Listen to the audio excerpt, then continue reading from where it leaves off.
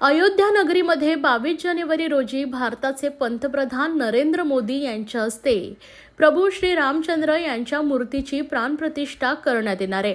या अभूतपूर्व सोहळ्यास देशभरातून लाखो रामभक्त तसेच भाविक उपस्थित राहणार आहे। लाखोंच्या संख्येने या प्राणप्रतिष्ठापना सोहळ्याला उपस्थित राहणाऱ्या या भाविकांच्या प्रकृतीची काळजी घेण्यासाठी जेनेरिक आधारचे संस्थापक अर्जुन देशपांडे यांच्या नेतृत्वाखाली जेनेरिक आधारची ट्रक भरून औषधे बुधवारी अयोध्या नगरीकडे रवाना झाले आहे। सुमारे 500 वर्षांनंतर अयोध्येमध्ये उभारण्यात आलेल्या श्रीराम मंदिरात 22 जानेवारी रोजी श्रीरामाच्या मूर्तीची प्राणप्रतिष्ठापना करण्यात येणार आहे। यासाठी भारताच्या प्रत्येक राज्यातून तसेच परदेशातून रामभक्त मोठ्या संख्येने अयोध्येमध्ये उपस्थित राहणार आहेत। लाखोंच्या संख्येत आलेल्या भाविकांना वैद्यकीय औषधांची गरज लागू शकते। भाविकांना योग्य वेळी औषधे मिळावीत, त्यांची उणीवा भासू नये यासाठी श्रीराम जन्मभूमी तीर्थक्षेत्र ट्रस्टतर्फे भारतातील सर्वात वेगाने वाढणारी फार्मा कंपनी जेनेरिक आधारला औषध पुरवठा करण्यास निवेदन आलंय।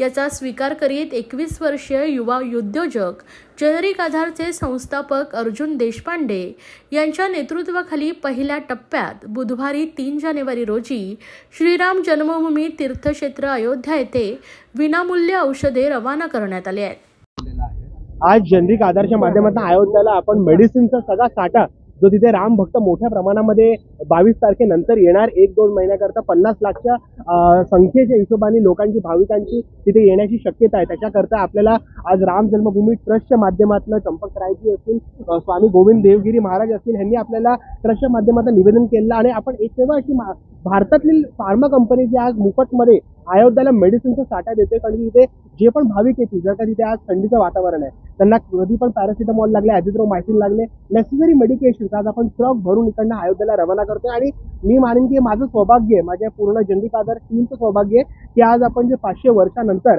राम जन्मभूमी आपण राम लल्लाच्या तिथे आपण मोदीजींच्या नेतृत्वामध्ये आज स्थापना होते। मला वाटते की आपण सगळ्यांनी आज पुढे आलो पाहिजे आणि ह्या माध्यमातून काम केलं पाहिजे। तर आज आपण पूर्ण फार्मसीची टीम असेल, आपण सगळे नेसेसरी मेडिकेशन आज फ्री ऑफ कॉस्ट अयोध्येला आज आपण रवाना करू। किती औषधांचा साठा हा पुरवला जाणार आहे आणि कशा प्रकारचा फायदा? आज त्यांनी जे आपल्याकडे डिमांड दिलं, नेसेसरी मेडिकेशन 10हून जास्त मेडिसिन जे आहेत, 10हून म्हणजे त्याच्यामध्ये डायक्लोफिनॅक जेल असेल, जिथे आपल्याला जे पेन किलर असतं, ॲझिथ्रोमायसिन म्हणजे अँटीबायोटिक असेल, हे सगळे प्रोडक्ट आपण अंडर वन रूफ आज पाठवतोय। आणि क्वांटिटी आज आपण फर्स्ट फेज पाठवतोय, ह्याच्यानंतर आपण सेकंड फेज देखील पाठवू। आणि जर का त्याच्या पुढे पण जर का नीड असेल, कारण की औषधी अशी गोष्ट नाहीये की सगळे जाऊन खाणार असा विषय नाहीये। मी तर म्हणेन की ह्याची गरज पण नको लागू अयोध्यामध्ये, पण जर का सिनियर सिटीजन्स असेल लागली तर हे तिथे उपयोगाला येईल। तर ह्याच माध्यमातून आपण आज पुढे येऊन हे कार्य करतो।